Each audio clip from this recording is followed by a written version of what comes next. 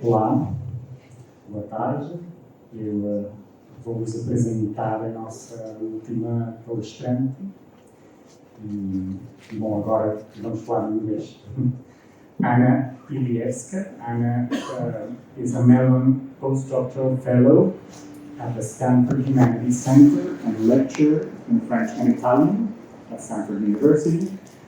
She holds a PhD in comparative literature from the University of Chicago, as well as a bachelor's in arts and a master in arts from the Erhard Karls University in Tübingen, a comparatist specializing in Italian and Lusophone literatures and cultures. She studies 19th century to the present. Her teaching and research focus on the relationship between literature, the Industrial Revolution, and technology. Anna Ilievska's current book project, titled Deep Tech Literature, Southern Thought, and the Question Concerning Technology, examines 19th century concepts of humanity, intelligence, artificiality, and the mind-body problem from the point of view of literature and Southern thought. She has published peer-reviewed articles on Luigi Pirandello, Esa Queiroz, Fernando Pessoa, and Luso-African writers, as well as various opinion pieces on sound studies, poetry, and the ethos of Silicon Valley. Fulbright alumna, Anna Ilievska is also co-editor and translator of an anthology of contemporary Sicilian poetry for Italica Press, which was published very recently, a couple of weeks ago. So, welcome Anna, and I'll pass the floor to you. Muito obrigada. Muito obrigada, Nicolás, e muito obrigada ao professor Jerónimo Pessoa, anche a Luís Souza. Obrigada a vocês que ficaram tarde para esta palestra. Não vou falar em português para a minha palestra, porque nos últimos 4 anos dediquei-me quase completamente à literatura italiana e o italiano destruiu o meu português. Portanto, agora tenho ainda o sotaque português, mas a gramática é catastrofal. E por isso não queria destruir a vossa linguagem tão bonita. Então, eu, como o Nicolás anunciou, venho da Universidade de Stanford, no Centro da Inteligência Artificial, e já faz muito tempo pensei no Fernando Pessoa junto a este tema, e acho que ele, como disse o professor Maior, antes fala à nossa geração, fala muito ao presente, falava a um futuro que já agora é o nosso presente, e eu acho que ele tem muito para dizer para nós hoje. Então, my talk is entitled Who is Afraid of ChatGPT? Fernando Pessoa, Generative AI and the Fragmentation of Thought. Uma expressão Generative AI é uma inteligência artificial muito particular, que é muito famosa neste momento, e que é uma inteligência artificial que pode generar textos, pode generar pessoas ficcionais. Então, eu estudo esta concatenação entre a pessoa Luigi Pirandello e também o ChatGPT. Não vou falar de Luigi Pirandello porque seria demais. Então, vou começar. Olá. The question that I want to ask today is, what can we learn in the 21st century from the poetry of Fernando Pessoa and what has been called his heteronymic machine? My answer is short. We can learn how to think. In this sense, my talk is not so much about Fernando Pessoa's influence on other writers and poets since his discovery in the 1950s, but about how his thought and work can inform the cultivation of critical thinking in the age of generative artificial intelligence, that is, in the age of algorithms and cognitive automation. By taking over some of our cognitive tasks, generative AIs such as ChatGPT impact, first and foremost, our ability to think. If we want to prevent great evil from arising from this human-machine cognitive distribution, I believe it is crucial that we leverage methods and concepts from literature, the one realm of human culture that is accessible to all and open to various perspectives. In this sense, I propose that Pessoa's unique heteronymic thinking can play an important role in 2 ways. as a model for training generative AIs in the art of thinking, and as a training ground for humans against the entropy of thought. To read and teach Pessoa's, Caeiros, Campos, and Reis poetry, just to mention the major heteronyms, can help us elaborate a space where thinking can be cultivated in the 21st century. Fernando Pessoa, to answer the question in my title, is not afraid of ChatGPT, and neither should we. In what follows, I will explain why. In November 2022, OpenAI launched ChatGPT, a generative pre-trained transformer, a chatbot that can do anything from answering any information-based question to writing a poem and composing a personal email in the style of Jorge Luis Borges. All this with minimal human input and in the matter of seconds. In addition to being an interactive version of Wikipedia, a generative AI such as ChatGPT can generate and organize text. It can suggest the best restaurants, tell you how to spend your evenings, and chart out your vacation itinerary. I can ask it to write this very paper for me, feed it Fernando Pessoa's texts and my own publications, and it will produce a remarkably good piece of writing which will even resemble my own voice or style. Now, earlier this year in San Francisco, as you can see in the photos, Jasper, a company that markets the eponymous chatbot for businesses, hosted the very first industry conference on generative AI. During her presentation, Megan Keeney Anderson, head of marketing at Jasper, stated that the motto of these new language models is not let the best writers win, but let the best ideas win. Bing, Chat, Bloom, Jasper, ChatGPT, or Sydney will help us save time on writing and making decisions so that we can focus on content and editing. As you can see from the quotes, these were the things that were being said at the conference on generative AI. Nat Friedman, one of the co-founders and MIT graduate, he said that generative AI such as ChatGPT will rewrite civilization. It would not change or destroy, but it would simply rewrite civilization. And again, to repeat the quote by Anderson, ChatGPT shifts the attention from let the best writer win to let the best ideas win. So we can focus more on ideas and less on form, less on content. But this is all good, but if generative AI will provide sufficient leisure for us to work on our ideas, then the question is, where will these ideas come from? And will we use our free time to work on them or simply procrastinate and seize all thinking activities?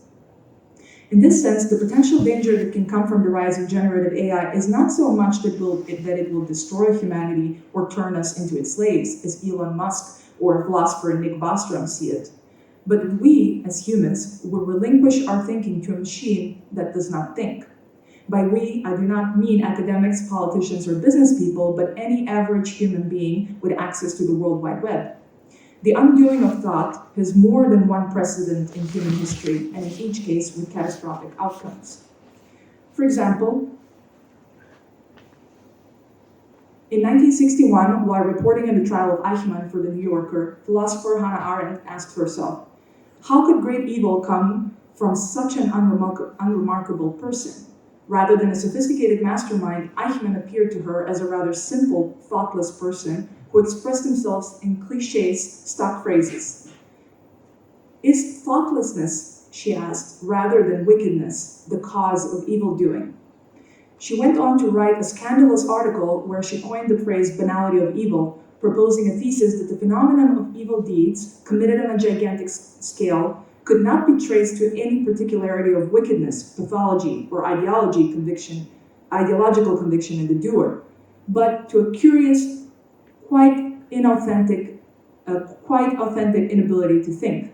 In other words, she suggested, evil acts on a mass scale are not the work of one wicked criminal mastermind, but are the product of a mass individual suspension of thought. Evil acts germinate in the soil of unthinking, that is, when a human being allows that someone else do the thinking and instead adheres to conventional standardized codes of expression and conduct. These codes, or what Martin Heidegger called das Man, are meant to protect us from cognitive noise, from overstimulation, stress, but also from reality itself. However, over-reliance on such codes leads to the suspension of thinking. But this suspension does not only characterize those eras and persons under the spell of great ideologies and charismatic dictators. Rather, unthought can most certainly be diagnosed in the most liberal, individualistic societies and persons as well. thought thrives where we allow someone else or something else to do the thinking for us. With the advent of ChatGPT, algorithms, and generative AI in general, I believe that we are precisely again at the risk of relinquishing our decision-making to these programs and thus weaken our ability to think. Just that this time around, the danger is much more insidious and difficult to measure because it involves language-based skills such as reading, writing, listening, and speaking, and therefore thinking. But we are not unprepared. The history of literature provides us with astounding examples of human thinking and can be reevaluated and adapted to our times. One such blueprint can be found in the work of Fernando Pessoa. If ChatGPT puts our thinking abilities at risk, and if Pessoa can help us fight the entropy of thought, then it is only right that we provide a working definition of thinking. Now, I define thinking as a cognitive ability specific to language use and taking place within the embodied mind. Embodied mind involves society, tradition, our own bodies, interaction with others, and our mind, of course. Thinking, for Arendt, who follows Socrates and Plato, is first and foremost a soundless dialogue, between me and myself, the two in one, that is I. A soundless internal dialogue between me and myself, the two in one. That is the definition of thinking, according to Hannah Arendt. Setting aside the soundless part in the definition, thinking is an internal dialogue, and it seems that a split within the self is crucial for such a dialogue to take place. The thinking partner of the I is another fellow who waits for us at home at the end of the day. Even Socrates, Hannah Arendt writes, so attracted by the marketplace, must go home where he will be alone, in solitude, to meet the other fellow. This fellow shuns the company of people and only appears in solitude. One contemporary implication of this definition of thinking as the I confronting itself in the privacy of our solitude is that thinking cannot take place on platforms such as Twitter or Facebook. It can also not take place in the division of labor between myself and ChatGPT or between myself and any other technology, no matter how much I consider it a prosthetic extension of myself. Thinking is absolutely private, but in this absolute privacy, we either encounter our best friend or our biggest enemy, ourselves. Therefore, as Arendt writes, if you want to think, you must see to it that the two who carry on the thinking dialogue be in good shape, that the partners be friends. Thinking should be this amicable encounter of the self with the self, the true locus of the Delphic maxims, know thyself, nothing in excess, and certainty brings ruin. Fernando Pessoa seems to be the one poet of the 20th century who took the Delphic imperatives quite literally. He not only spent his entire life away from the marketplace working on a deep epistemology of the self, moderated his views, and avoided certainty by ensuring the plurality of perspectives in his oeuvre, but he also mastered the art of the split self. There isn't just one another fellow with whom to be in dialogue in his work, but a whole series of other fellows, each with his own Weltanschauung, style, and character. The solitary mention of Pessoa's thinking was, to say the least, extremely crowded. And these interlocutors were not only in amicable relationships with one another, but they also learned from one another. They were each other's teachers, reviewers, and critics. Now, Western literature of the 19th and early 20th centuries was fascinated with the problem of the other fellow, or the double, and the split self. We only need to think of E.T.A. Hoffmann's The Sandman, Shelley's Frankenstein, Stevenson's Jekyll and Mr. Hyde, Oscar Wilde's The Picture of Dorian Gray, or Luigi Pirandello's Il Fumatia Pascal. And I've chosen the covers specifically to show you this doubling that is represented in the novels. Why do the split self, or the consciência explodida in Lourenço's words, become a topic of such fascination for European writers and audiences, just as technology was exploding onto the European continent? I believe that the theme of the fragmentation of the self in literature at this time did not only occur because of a destabilization of values and hierarchies in the aftermath of the French Revolution and the drastic socioeconomic changes brought about by capitalism. It was also a response to the overwhelming mental stimuli that came with the proliferation of machines, noises, images, and information. We could say that the 19th century witnessed the birth of stress, and the 20th century shaped it to perfection. At least in the case of the industrialized part of the European continent at the time, humans were promised the freedom of social, economic, and physical mobility. But this also brought about the capitalist multiplication of choices. the amassment of products, venues, devices, and humans to choose from, leading to an increased difficulty in making decisions that in previous times were relegated to religious or state authorities. So let's say if in the 19th and early 20th century someone had a difficulty in making a choice, it was pretty easy to find the answer. You could either resort to authority, or you could read the Bible, you can ask your elders, right? But today, we don't have that luxury anymore. We have destabilized our values. So who do we go to in order to make decisions? We go to technology. In the words of psychologist Julian Jaynes, the source for the philosophy behind the brilliant HBO series Westworld, decision-making is precisely what stress is. And what better way is there to avoid stress than through distraction and the relegation of thought to external agents? Pessoa did both, but in a way that assured that his thinking would remain his own. Now, much has been said about the origins of Pessoa's heteronomy. From a modernist technique and a philosophical system all the way to a symptom of a personality disorder such as schizophrenia and a precursor of deleuze and Guattari's rhizomatic thinking, for Fernando Lourenço, as was mentioned yesterday, Pessoa's heteronyms were a journey into the innards of chaos, viagem no interior do caos. For Agostinho da Silva in the 1950s, the heteronomy took on a political significance in the sense that he saw in Pessoa's work a critique of Europe's capitalism. With his playfulness and modesty, the Portuguese poet offered an alternative to Europe's exploitative, gain-oriented mindset. Adam Morris, in his enlightening essay Fernando Pessoa's Heteronymic Machine from 2014, sees in Pessoa a philosophical thinker whose literary machine was an exercise in endless becoming heteronym, thus anticipating theories of becoming and the nomadic subject.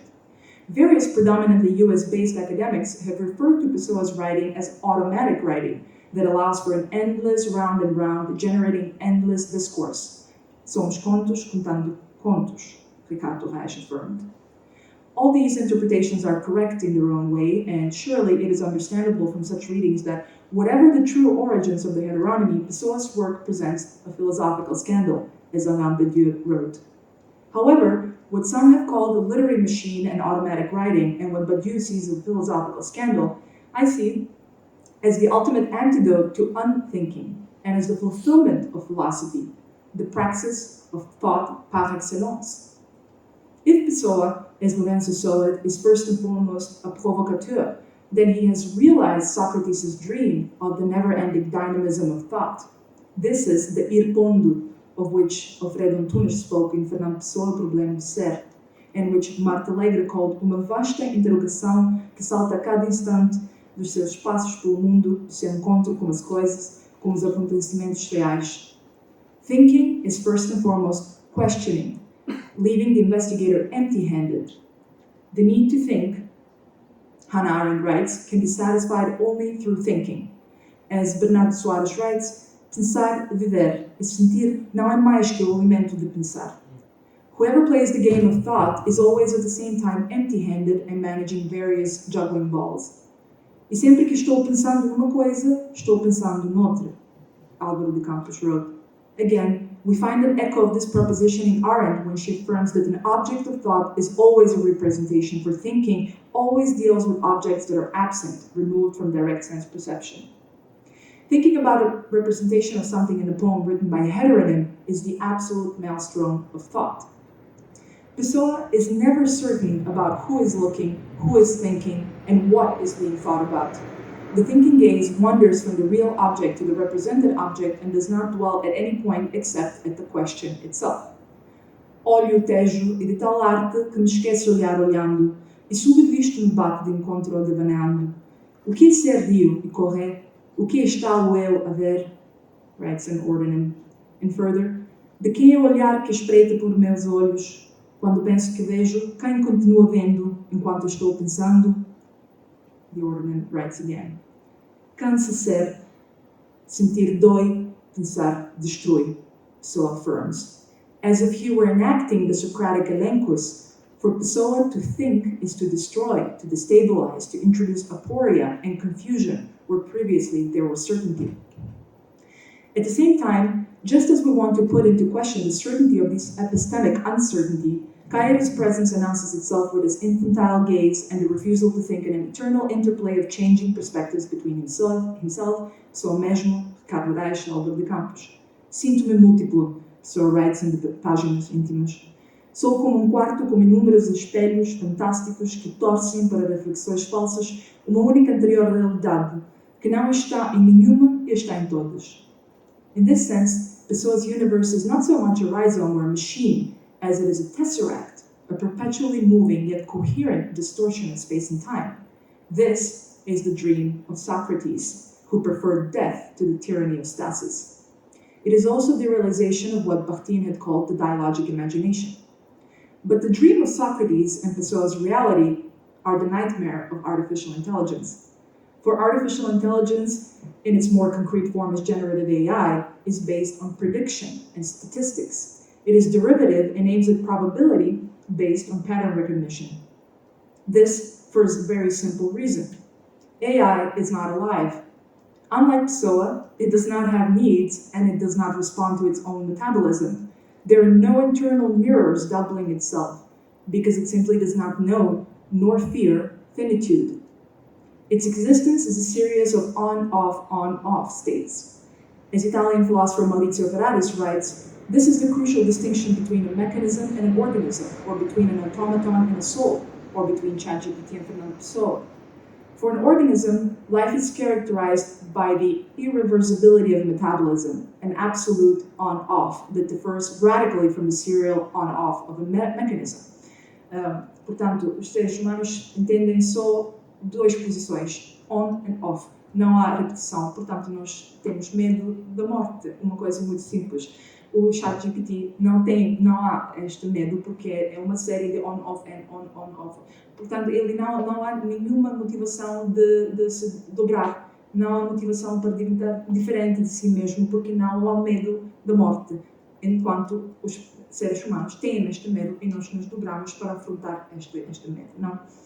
Organisms respond to the needs of the metabolism and aim at sustaining themselves and deferring death, Ferraris continues. In order for an AI to be truly intelligent and think, it would need to double itself internally out of its own incentive and create the other fellow with whom to converse as a way of making decisions and coming to terms with its mortality.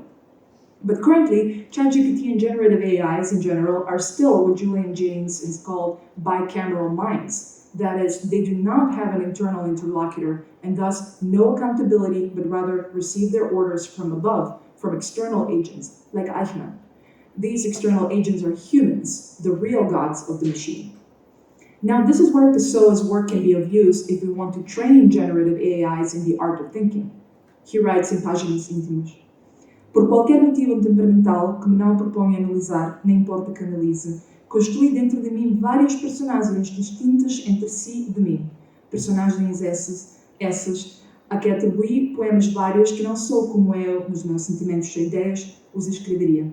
This is the essence of thought and the essence of being human, perhaps, as practiced by Socrates and celebrated by Arendt. Pessoa accepts that living with oneself is always living with another, with many others. Não sei quem sou, que alma tenho. Quando falo com sinceridade, não sei com que sinceridade falo. Sou variamente outro de quem eu, que não sei se existe, se esses outros. Sinto crenças que não tenho, enleva-me ânsias que repudio.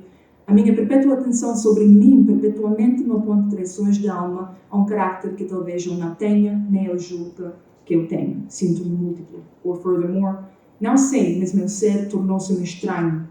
And even Cairo affirms it. Nem sempre sou igual no que digo e escrevo. For Jaynes, this art of doubling mastered by Pessoa is the distinguishing feature of the human mind. But ChatGPT is far from having such an internal dialogue, or let alone a mind. It does not need to study out the troubled book of what it has done and yet may do. It has no personal accountability. As Noam Chomsky writes, the crux of machine learning is description and prediction. It does not posit any causal mechanisms and physical laws. Of course, any human-style explanation is not necessarily correct. We're fallible. But this part of what it means to think, to be right, it must be possible to be wrong. But this is part of what it means to think. To be right, it must be possible to be wrong. Intelligence consists not only of creative conjectures, but also of creative criticism. While human thought, and in its most extreme form, Pessoa's form of thinking, is a continuous course correction without a final destination, fallible, dynamic, renewable. Generative AI is an attempt at designing a definite map of the journey, or in other words, at stabilizing the human, channeling it into a repeatable, teachable, transferable form. In sum, ChatGPT aims at the automation of human thought. Why? For the same reason that Pessoa continuously spoke of thinking as laborious, as an impediment to life and enjoyment. Quem tem alma, não tem calma. Thinking, which involves discernment, decision-making, and planning, just like labor, which involves the exertion of physical force needed to make something, is strenuous. Álvaro de Campos, too, acknowledged this when he wrote that thinking is a prison house. Cárcere do pensar, não há libertação de ti. Unless done for leisure, thinking, just as physical labor, can be outright painful. It is then not surprising that one of the main goals of human civilization until the 20th century has been to reduce the physical strain on the body, to create technologies that would decrease or obviate the need for physical exertion. Since the 20th century and the accompanying advancements in digital technology, we have shifted our attention to the mind. Now, our foremost interest lies in extending our mental capacities, or more correctly, in reducing the strain on our minds and attention. We want to create technologies that will make it unnecessary or easier for us to think, plan, and make decisions. I'm in time, right? Okay. In scientific engineering terms, this twofold endeavor to make life easier for our minds and bodies is called automation. Marshall McLuhan calls this a strategy of equilibrium, whereby, with the arrival of electric technology, man extended or set outside himself a live model of the central nervous system itself. End quote. Thanks to automation, then, we have found some form of relief. However, despite its promise to relieve us of our mental and physical troubles, automation does not only help humans to do repetitive tasks and heavy industrial work, it also creates unemployment, anxiety, and perhaps even depression. As Kevin Roos, the technology columnist for the New York Times, writes, "We are not getting happier at work, despite the fact that our jobs are safer and less grueling than ever." But if we're not getting happier, if machines can replace, supplement our bodies, and if AI can replace, supplement our minds, purportedly doing everything better and faster than we can, then what remains of what we've always thought of as authentically human? What remains of that pain that is thought? This is where Arendt's question returns to us with urgency, scaled down to our specific inquiry in zeitgeist. Can great evil come from cognitive automation and the technologies associated with it? Or more simply put, can great evil come from ordinary people using these technologies? Without resorting to the nationalist patriotic interpretation, Agostinho da Silva's reading of Pessoa's work as anti-capitalist feels timely in this context. Can we think of Pessoa's work as the safeguard of human thought in the age of optimization? Pessoa accepts the doença, the malady of thought, the prison house of thought. Não há no meu pensamento, senão não puder parar. Can one man's prison house become the 21st century's liberating force? I will conclude this talk by giving some proposals which can be framed as the Pessoa Project, or how to cultivate thinking and personhood in the age of cognitive automation. First, we need to cultivate spaces of solitude where the internal dialogue can germinate and become robust. But when we speak of solitude, we speak of one of the most insidious problems of Western society today. Norwegian philosopher Lars Svensson writes that the main problem we're facing today is not that loneliness is on the rise, but rather that solitude is too scarce.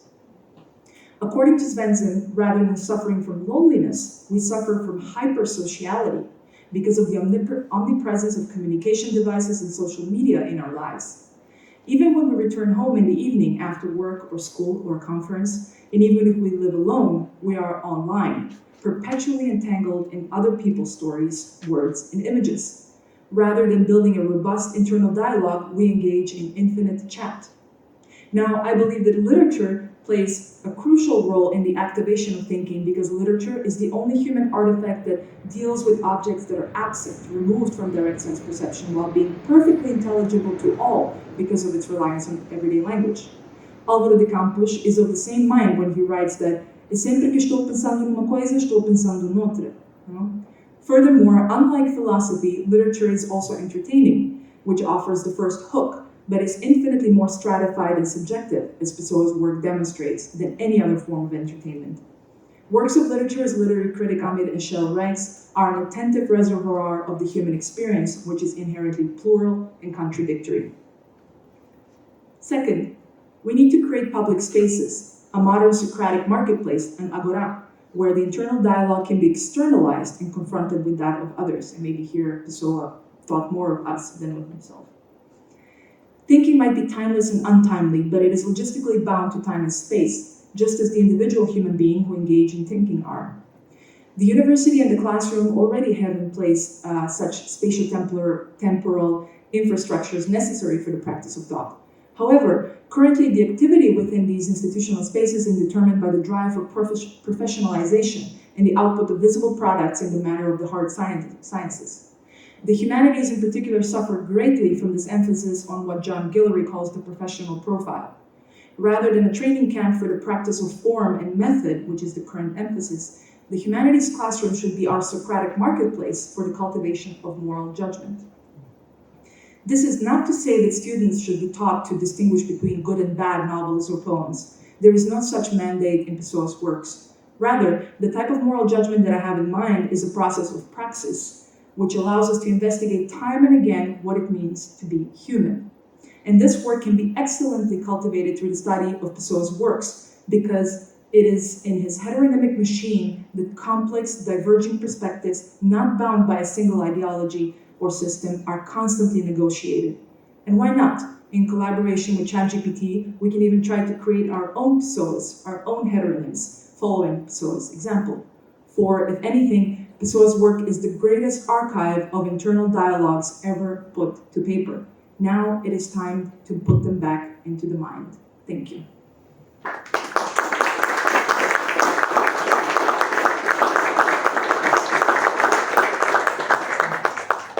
Bom, obrigado, Ana, por uma palestra muito estimulante.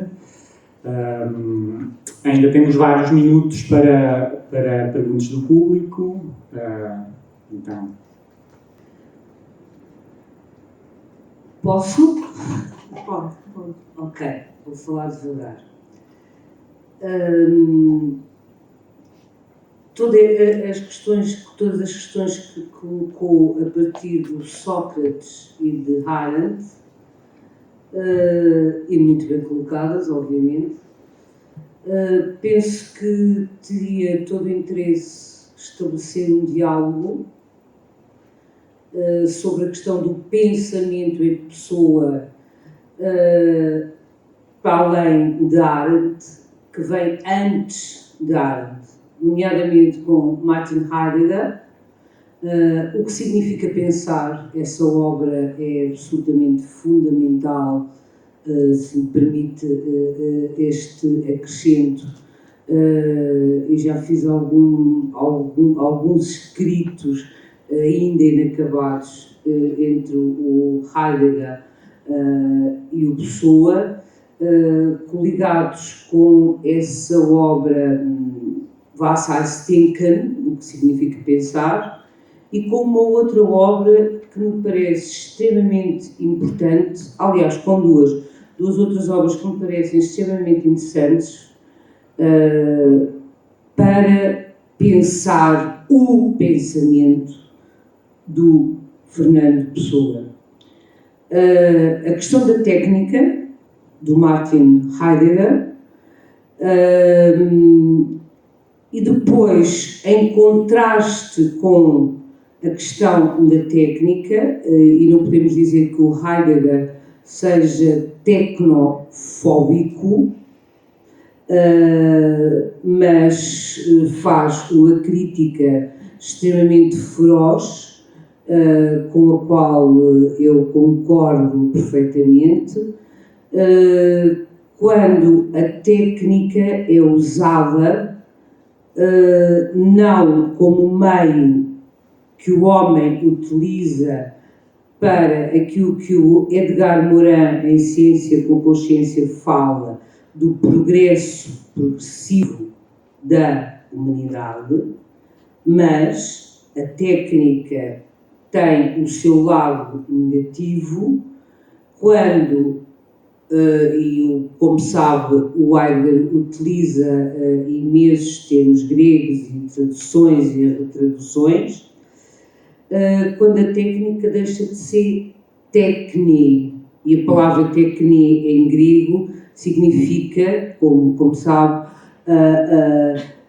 a arte, mas é a arte não industrializada, não é a arte que polui, não é a arte que conduz ao progresso regressivo, voltando ao Edgar Morin da humanidade, mas é aquela arte que constrói, é a arte que conduz ao desenvolvimento da humanidade, da natureza e do mundo.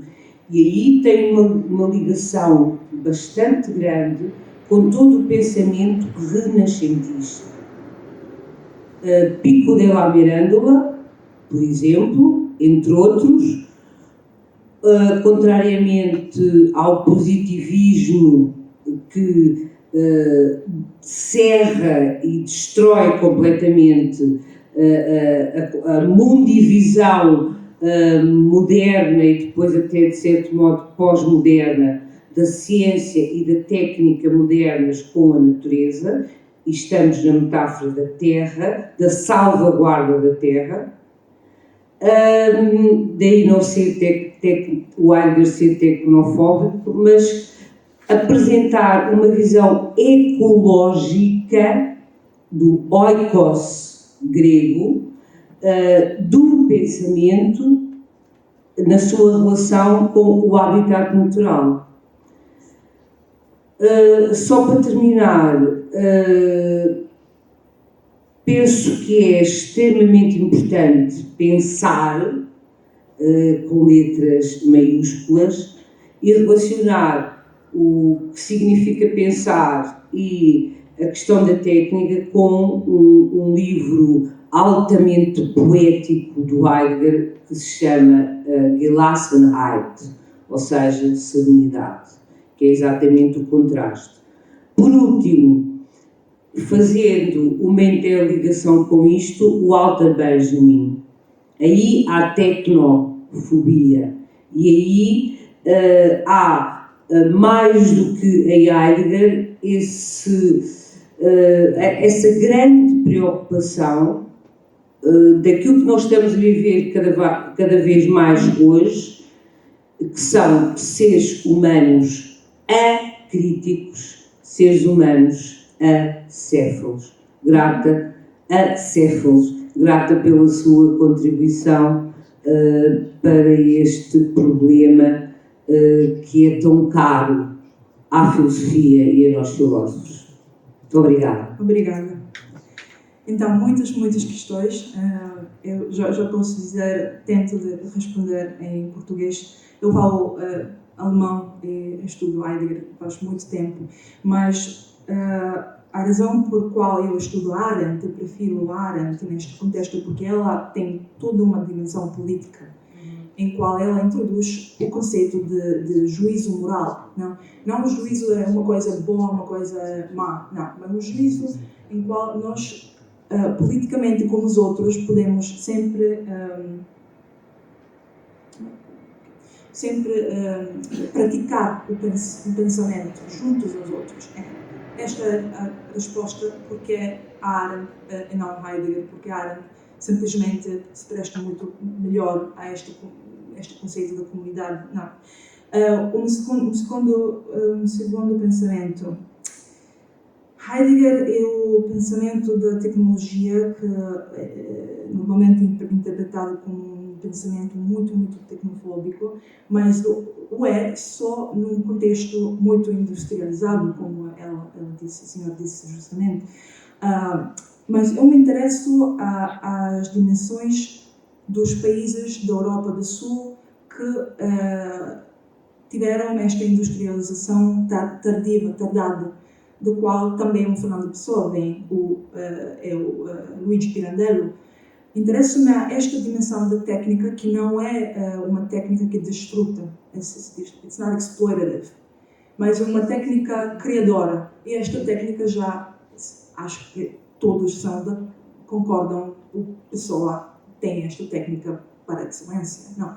E por isso, refiro-me muito mais ao Boaventura de Sousa Santos, a estas epistemologias do Sul, em qual o Sul, menos industrializado, contribui modalidades de empregar ou pensar a técnica muito mais humanísticos, muito mais ligados ao homem, ao presente. E a senhora referiu-se ao Pico, eu me refiro muito mais ao Giambattista Vico, um filósofo de Nápoles, e vou terminar esta resposta, porque o pensiero meridiano é o pensiero, acho, aquilo do Pessoa, que é uma técnica diversa, uma construção humanística da técnica que o Heidegger não viu na comunidade dele. Sim, isso. Preciso fazer toda uma ecocrítica do Fernando Pessoa, mas não sei, não sou competente neste. Mas tento de valorizar a sua obra ao interno deste pensamento meridiano, que propõe, que há propostas práticas para como viver com a tecnologia e não do not refuse her completely, não recusá-la completamente. Desculpem, é salado. Boa tarde. Olá, Ana. Olá, João. Muito obrigado pela tua apresentação. Gostei imenso. Estes são temas que de facto me interessam muitíssimo. Vou tentar ser rápido, mas não falar rapidamente. Okay. Vou ser breve, mas sem falar rapidamente. Nestas questões tecnológicas, e o debate em torno do ChatGPT é paradigmático disto, há muita tendência para surgirem duas fações. A fação que está entusiasmadíssima, acha que estas novas tecnologias vão pensar por nós, vão fazer por nós, vão sentir por nós, e veem isso como qualquer coisa de extremamente positivo, por um lado, e por outro lado, a tendência mais apocalíptica, digamos assim, que pelo contrário teme que por todas essas capacidades a tecnologia venha de alguma forma substituir ou embutar as capacidades humanas. E eu acho que a tua perspectiva, a tua abordagem vai no sentido de evitar esta dicotomia, e identifico muito com esta pergunta provocatória que dá o título à tua comunicação: quem tem medo do ChatGPT. Não faz sentido ter medo do ChatGPT, mas faz também sentido começar por tentar compreender o que é que os entusiastas e os detratores do ChatGPT têm em comum. E muitas vezes têm em comum o facto de serem hiperbólicos na consideração do que o ChatGPT é capaz de fazer. E o que tu tentas fazer, creio eu, e muito bem, é o que é que o ChatGPT não é capaz de fazer. E o ChatGPT não é capaz de fazer literatura. É esta a ideia, acho que creio eu, de alguma forma, que atravessa a tua comunicação. Ao mesmo tempo, e é nesse sentido que vai a minha pergunta, isto pode ser visto de duas formas, e acho que elas podem dialogar, e é sobre isso que eu gostava de te ouvir. Por um lado, podemos tentar pensar essa literatura que o ChatGPT não é capaz de fazer, em geral, e pensar o contributo da pessoa para compreender essa virtude da literatura em geral. Outra coisa seria pensar a singularidade de Fernando Pessoa nessa irredutibilidade da literatura àquilo que o ChatGPT é capaz de fazer. Compreendes aqui? Não sei se me estou a fazer entender, vou tentar reformular. Acho que a ideia da tua comunicação é, sobretudo, tatear aquilo em que o Fernando Pessoa é representativo do que há de irredutível à tecnologia na literatura. Mas isto pode ser visto em termos gerais, a literatura como um exercício de reflexividade, de pensamento. Ao mesmo tempo, parece haver algo de singular no Fernando Pessoa, em que isso é saliente de forma muito específica e que poderia ter que ver, talvez, com a ideia de heteronímia. Sim. Ou seja, o ChatGPT é capaz de fazer um Ricardo Reis, mas não é capaz de conceber outro heterónimo. Podemos tentar, digamos, tentando traduzir isto numa questão mais palpável, poderíamos pôr a coisa nesses termos. Enfim, gostava de tentar ouvir sobre, portanto, se é realmente isso que está em jogo para ti, a literatura como pensamento, isso como estando no cerne daquilo que há de irredutível na literatura, à tecnologia, e, por outro lado, o lugar do Fernando Pessoa neste debate. Se vês o Fernando Pessoa como um emblema dessa singularidade da literatura, ou se te interessa explorar a singularidade do próprio Fernando Pessoa neste debate. Obrigada, João. Acho que já deste a resposta. Eu posso dizer esta coisa. Se o Fernando Pessoa fosse americano, já tivéssemos feito uma chat Pessoa. Já esta coisa seria explodida por todos os Estados Unidos. O problema é que ele é um poeta português e escreve em português e não é muito lido neste momento. Ainda não, porque a literatura portuguesa ensina-se só em muitos poucos lugares nos Estados Unidos. E se conhecemos a literatura portuguesa, é o Pessoa, mas este pensamento, esta minha palestra quer ser também um convite para os portugueses, os estudiosos portugueses, de escreverem estas coisas sobre a inteligência artificial, o Fernando Pessoa, porque tem aqui uma potencialidade muito, muito grande.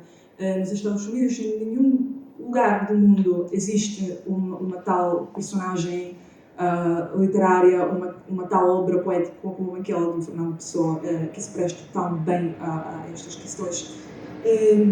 Então, as duas fações existem e acho que os Estados Unidos são completamente divididos. Todos os artigos que nós lemos sobre o New York Times são ou extremamente utópicos ou extremamente distópicos. É como se faltasse um pensamento crítico sobre o tema.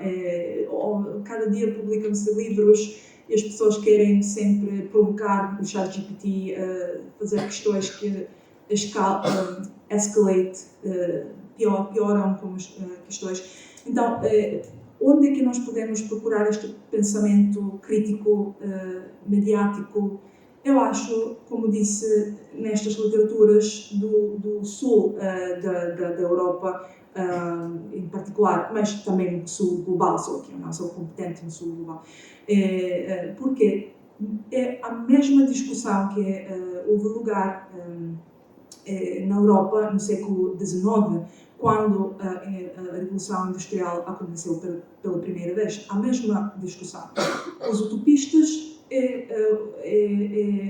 distópicos. Todos os romances que eu mostrei antes, do Oscar Wilde, Mary Shelley, Zola, Dickens, todos estes romances falam do medo da tecnologia, que a tecnologia vai destruir o modo, a maneira em qual vivemos. E do outro lado temos todos os romances de ficção científica que são muito mais positivos. E onde é que é a resposta, aquela mais humana, mais prática?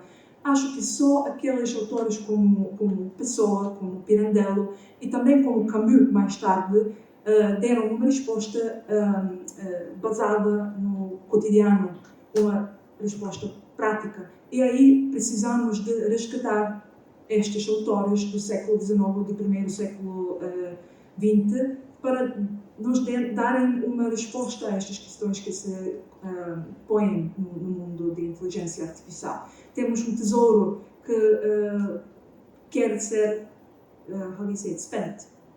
We have a treasure that needs to be used, that needs to be spent, right, in this. Sim, essa seria a minha resposta. Desculpe, João, depois vamos continuar a falar. I would like to start by saying thank you very much. I think that you raised a very large number of important questions, even if in the very short time of the presentation, of course, you could not go into detail. I'm aware of the time and I want to be brief. And you can answer in English or Portuguese. Thank you. English would be great. I'm very curious. You raised certain things that appeal to me personally. One of them has to do with the fact that you started but left it without developing at all the possibility that Pessoa might offer a form of resistance to certain forms of capitalism. Maybe you could say something to that. The other one was that it seemed to me, I might have misunderstood, that you were implicitly, although not explicitly, criticizing a form of binary thinking. A form of binary thinking, the on-off.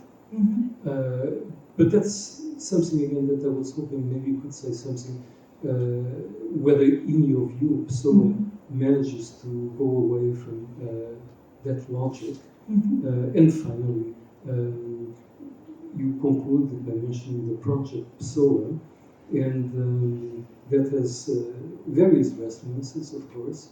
I was wondering if this is what you have now in your table or computer before you as your next task. That would be amazing. Yeah, thank you so much for your question. All right, so whether Fernando Pessoa can offer a form of resistance to capitalism, absolutely, but also to socialism. It offers a sort of resistance to both extremes. So I mentioned Maurizio Ferraris earlier, an Italian philosopher with whom I've been working currently, and he's about to publish a book called Webfare, in which he specifically says, currently artificial intelligence and technology are pretty much either in the hands of companies where you have freedom to use that technology, but no social distribution of that technology. It's very much in the hands of oligarchy, and the United States kind of stands for that. And then on the other hand, you have China, which is the major other player in artificial intelligence, where you have tons of distribution of artificial intelligence, but no freedom. So where is the middle? Maurizio Ferraris proposes this new type of thinking that he calls technosophy. We're going to be now developing this term a little bit. So now, how do we develop this Pessoan way, maybe, of thinking, the middle ground between the capitalist and the socialist dream? Well, it's by cultivating critical thinking. Really, it's a very simple thing that I propose, because neither socialism nor capitalism wants you to actually perform that kind of doubling of the self. Both capitalism and socialism have a sort of automatization of thought, where you listen to the norms, to the cliches, or there's an automatization of thought. Whereas if we pursue the kind of thinking that Socrates, not Plato, Socrates specifically, and Pessoa promote, we have that doubling of subjectivity that is very hard to influence. It's very hard to predict how Pessoa would act, and a person would act if they work in the way of Pessoa, right? This kind of multiplication of the heteronyms, if we can somehow teach students to pursue, to cultivate this internal dialogue, to multiply themselves, that's a form of resistance to capitalism. That's a form of resistance to any form of ideology. And I think what ChatGPT and these generative intelligences in general do is that they take that labor away from us. We've relegated all of our tasks to these technologies so that we don't have to do the thinking anymore. We think this is a good thing, but that only serves capitalist and socialist purposes or ideological purposes, right? So if we adopt the model of Pessoa, of the heteronymy, I feel that maybe we have a chance. Maybe we have a chance to cultivate diversified subjectivities, right? So that will be my first answer to the first question, also to the second one, in which I think Pessoa definitely manages to go out of that binary thinking. He's nothing but binary, right? He's everything but binary. And the project Pessoa, that would be a great thing to do. This is the first time that I'm speaking about it. I'm hoping that maybe it's going to become a book, something like the project Pessoa, How to Cultivate the Art of Thinking in the Age of Artificial Intelligence. I think that could become something very useful and interesting. Thank you. Boa tarde. Boa tarde. Peço desculpas por meu português, que não é bom. Eu pensava que em Pessoa o paradoxo é fundamental. O paradoxo sou eu, diz ele. A dialética que não se resolve, que não fecha numa síntese. E eu acho que o GPT é justamente o fechamento da dialética, não? Que não suporta a incerteza. Exato. Então, gostaria de saber o que a senhora pensa disso. Perfeito, sim, sim. Obrigada. Não, a senhora disse muito bem. O ChatGPT, a inteligência artificial, é o fechamento da dialética, é o fechamento do pensamento. Não quer contestação, não quer crítica, não tem confusão. Como disse antes, o Noam Chomsky, que é um dos estudiosos mais grandes da linguagem do MIT, ele nos deu a crítica mais balançada do ChatGPT. É aquilo que a senhora agora disse, que funciona como sob algoritmos, não tolera nenhuma discordância e cria sempre unidade, tende pela unidade. E quando você faz perguntas pelo ChatGPT, ele repete a mesma coisa, sempre, sempre, sempre, como dizia também o Sócrates. O Sócrates dizia, a palavra escrita repete sempre o mesmo. Não há uma resolução, não há uma dialética produtiva.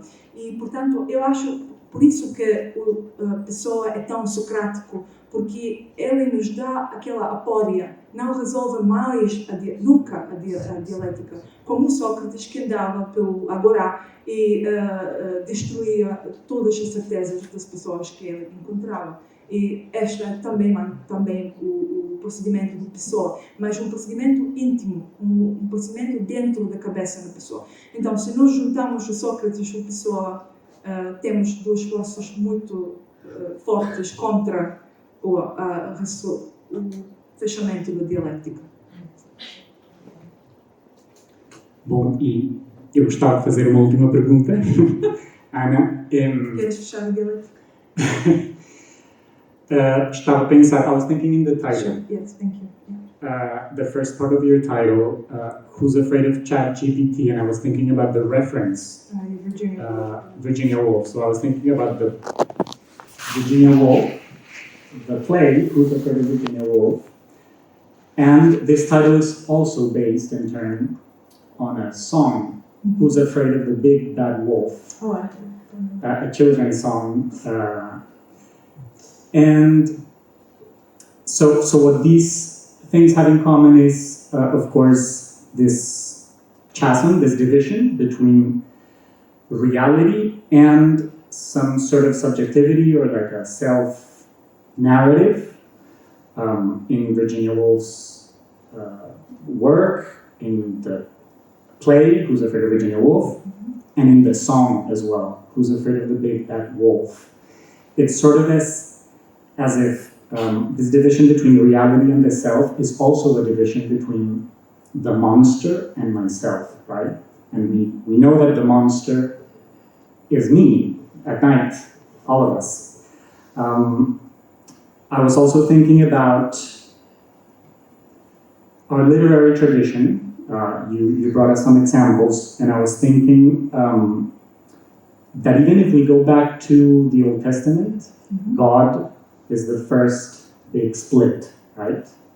And so the split is always like a dramatization of the self, so it's an illusion, right? And God, and the creation of God in Genesis is a split, right? God creates what he already has in him. So what's the need of creation? To dramatize himself. That could be a way of looking at that. So my question is, if you think that, if we agree that splitting is what we do in order to think, to understand, to learn, to know, if you think we could also, another reading of this could be that splitting is necessary to understand specifically how to be a human, because that's Frankenstein, that's Pinocchio and Peter Pan, right? All these divisions, splitting so that we understand how, or that we learn how to be a human. But the way we can learn that is if we split into a monster, into a lesser version of myself, which in this case would be ChatGPT, right? Paradoxically, that lesser version can teach me how to be a human and how to have what he doesn't have. This is where I think, again, Arendt is interesting, because she says the other person in the split does not necessarily need to be Jackal, does not necessarily need to be a monster. For the internal dialogue to be robust, they need to be friends. And already I think in Frankenstein, we have that kind of split. We have that impossibility between the creator and the created of becoming friends, right? They end up in a total argument and it ends really badly. So that was kind of the first reaction, I think, to the idea of the split self. So, but with Pessoa, we have a remedy in a sense. We have the split self that is friends with one another, right? So that will be that's why I'm suggesting it as such a prime example of thinking, because we have the multiple personalities that get along with one another. So how do we learn to split the self and get along with one another? So where do I get this idea of the splitting self? So everybody understands, right? Or should I try in Portuguese? Okay, no, English is good. So I think one other book that is becoming really relevant currently, and I mentioned him before, is the psychologist Julian Jaynes. He wrote a book called The Bicameral Mind, and if you've seen the show Westworld, he is behind the ideas of that show. So according to Julian Jaynes, the first humans, of which Homer speaks in the Odyssey or the Iliad, had that kind of bicameral mind, in the sense that their brains were divided in two, but they weren't aware of it, because they thought that what they heard in their head weren't their own thoughts, but they were orders from God, right? So also in the Bible you have that, right? You have God telling Abraham to sacrifice his son or something like that. So what James says, in order for someone to begin to think and to be truly intelligent, you have to realize that that voice isn't God, it's yourself. It's the other self speaking inside of you. That will be the true intelligence. So in Pessoa, we have really the realization, the absolute extreme of that kind of intelligence. So this is why I'm suggesting, and Joao, here we're coming back to your question, as using Pessoa's work also to train ChatGPT perhaps to one day develop consciousness. Because the only way that something can develop consciousness is if it splits itself. If it manages to dialogue with itself and realize that that other self is still somehow yourself and not the programmer that is telling you what to do. And about, you mentioned so many of the books that I'm really interested in. I've written about Pinocchio, I've written about, all these are kind of narratives that are trying to reconcile the thinking self. Why is this not a problem anymore today? Why are we not speaking anymore of the split self? It's almost like we speak of fragmentation as if it were a question of modernism, or something that modernism did, right? A fragmentação é uma coisa que fizeram os modernistas, os futuristas, Fernando Pessoa, uma coisa que não nos concerne mais. But why do we forget this kind of, it's Heidegger would call it a forgetfulness of being, right? We've forgotten what to question being, to question ourselves. Well, because today we live in the era of fact. We live in the era of stable stories. Each one of us has a specific personal story that we have to narrate time and again.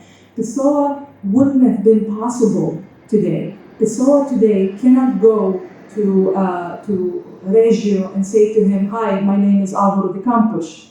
He cannot do that. That would be treason. He would be committing a crime. He would be claiming to be someone else. So the identity politics in which we live today ties us down to one person, and that's the end of thinking. If we look at Pessoa and if we adapt his way of splitting himself and into various personalities and bring that kind of ambiguity back into the world, maybe we would be better off, hopefully. Bom, muito obrigado, Ana.